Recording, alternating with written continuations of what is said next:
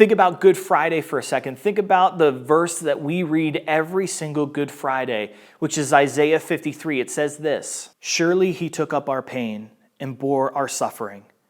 Yet we considered him punished by God, stricken by him and afflicted. But he was pierced for our transgressions. He was crushed for our iniquities. The punishment that brought us peace was on him, and by his wounds we are healed." What else is interesting is that during the Passover Seder, we actually have 3 pieces of matzah that we use. And they're all in this napkin here, which is called the echad, or the unity, or one. We take out the middle matzah and we break it in half. Now, we take the larger piece, we place it in a napkin, and then we hide it away. So all the children have to close their eyes, and we hide away this piece of matzah. And after we eat dinner, the children will go and search for the matzah, and whoever brings it back, we will give ransom money to. So we will go ahead and give them money, and we take the matzah back. And what's interesting here is that everybody shares a piece of this matzah. Everybody makes sure to take a piece and eat it. Now, this is clearly the bread, the middle matzah, that Jesus was using for communion. This was his body. This is what we take and all share together.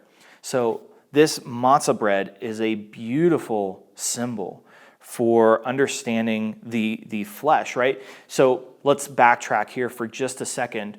After the temple was destroyed, they couldn't do Passover sacrifices anymore in the temple. So the rabbis would actually tell the people to use their matzah bread in place of that sacrifice in the temple. So even at that point, matzah bread was already affiliated with the Passover lamb.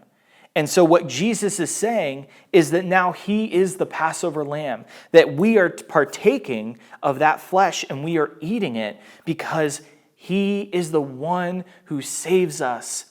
His name is Yeshua. In Hebrew, that means to deliver, to rescue.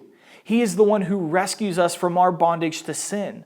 He's the one that takes that sin himself up to that cross. And he takes it upon himself and frees us. You see, that's why coming to communion every week is so important, because we remember the sacrifice that Jesus made for us when he was on the cross. It wasn't done lightly. It was done with intentionality. It was done by a God who loves us and who wanted to save us. He is our Messiah, our Redeemer, our rescuer. And so when we look at the cup, in communion we usually drink a little cup, but during the Passover Seder we actually drink 4 cups of wine or grape juice. But these 4 cups actually represent the 4 promises of God to the Israelites. He said this to them, "I am the Lord, and I will bring you out from under the yoke of the Egyptians. I will free you from being slaves to them. And I will redeem you with an outstretched arm and with mighty acts of judgment. I will take you as my people, and I will be your God. Then you will know that I am the Lord your God, who brought you out from under the yoke of the Egyptians." So God promises these 4 separate promises to the Israelites, saying that he's going to deliver them and that they should expect redemption, that they should expect freedom. And not only that, but he takes them as his people. But it's that 3rd cup that we believe Jesus used for communion, because it's called the cup of redemption. It's the one where he frees them from their bondage to slavery. And, well, as we see, Jesus frees us from our bondage to sin. So Jesus takes that 3rd cup, the cup of redemption, and uses it, because here's the thing. This cup is the cup that we drink immediately after we partake of that broken piece of matzah. So it makes sense that this would be the cup that Jesus used to signify that new covenant, that blood that was shed for us. So when we look at communion as a whole through the Passover Seder, we can see this bread of affliction, this cup of redemption that was used to free us, that was used to bring us freedom from our bondage to sin. And so tonight, as a practical application, what I want to do is I want us to actually take communion together, but I'm going to give you a few minutes to spend time with Jesus. I want you to ask him those 3 questions that we've been asking here. The first one is this: Jesus, what is holding me back from a deeper relationship with you? Number 2, what are those sins or areas of my life that I need to put to death or to burn, right? So that I can have a better relationship with you. And the last question, the most important one: Jesus, how can I love you better this week? So I want you to take a few minutes, spend time with Jesus, and then we'll come back and take communion together.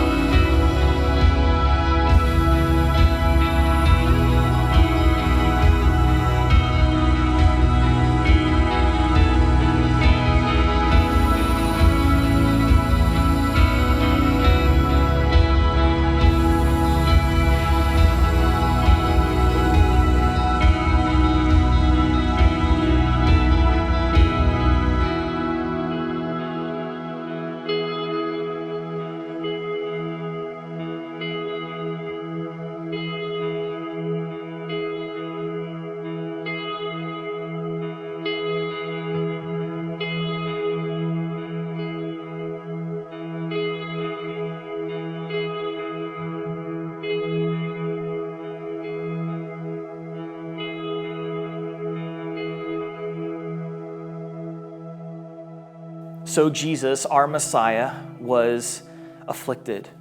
He was pierced for our transgressions.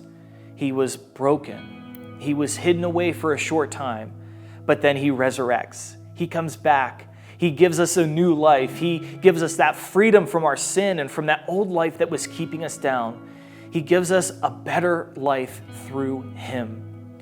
He shows us the sacrifice that was made so that we could be delivered and rescued. So Jesus, on the night that he was betrayed, during that Last Supper, that Passover Seder, he took the bread of affliction and he broke it. And he said, "This is my body given for you. Do this in remembrance of me." And then he takes this third cup, the cup of redemption, and he said that this is the cup of the new covenant, the blood that was shed for us, and that whenever we take it, we should do this in remembrance of him. And that whenever we eat this bread and drink this cup, we should proclaim the good news that we are freed from sin, we are freed from our old life, and we are given a new life in Jesus. So let's go ahead and take the bread together.